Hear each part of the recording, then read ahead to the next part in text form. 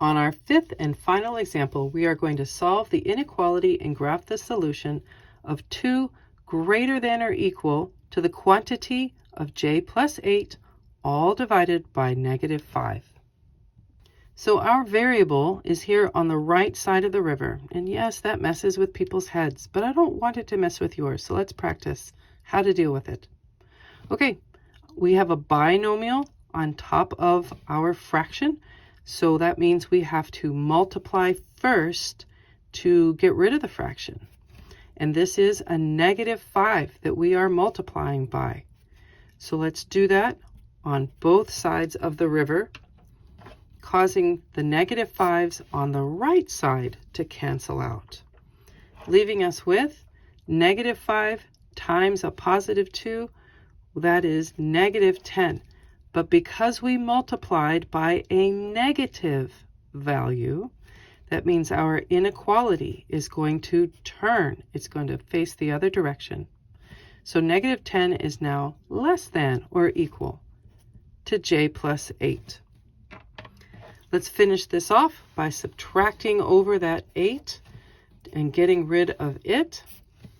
And what you do on one side of the river, you know you have to do that on both sides of the river. -10 minus 8 is -18, less than or equal to j. So while this is true, it's a little bit odd to have to graph with this. So another way to write this would be to flip it so that your j is on the left where we usually like it to be, and -18, your number, is on the right. But remember, if you're going to flip this around, you have to flip the inequality symbol also. Remembering that from elementary, the monster eats the bigger thing, and right now this monster is eating the j. So it will still have to eat the j when I go ahead and turn this around to graph it. Both of these mean the exact same thing.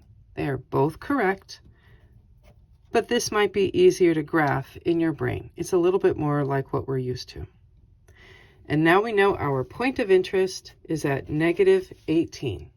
And since our symbol is a greater than or equal to, we know that our point will be a closed solid dot because of the or equal to. And since it is a greater than, we are going to shade all the way to the right as far as our graph will let us. And there you go.